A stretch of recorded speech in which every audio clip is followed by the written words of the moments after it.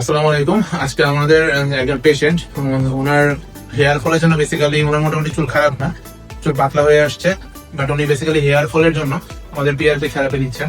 আমরা ওনাকে আজকে হেয়ার পিআরপি ইন্ট্রোডিউস করবো, ওনার আজকে ফার্স্ট সেশন। তো দেখা যায় কতটুকু ইমপ্রুভমেন্ট আসে। তো আমাদের ইউজুয়ালি দেখা যায় 3টা সেশন হয়ে গেল, 2 থেকে 3টা সেশনের পরেই রোগীর চুল পড়াটা অনেকটাই কমে যায়। এটা পেশেন্ট টু পেশেন্ট এবং পেশেন্টের বয়স ভেদে ডিফার করে, বাট আমরা চুল পড়াটা কমে গেলেই আপনার গ্রাজুয়ালি যখন হেয়ার ফলিকল গুলো গ্রো করে তখন বেশ ভালো একটা ইমপ্রুভমেন্ট পাওয়া যায়। তো চলেন আমরা দেখি কিভাবে কাজ করছি।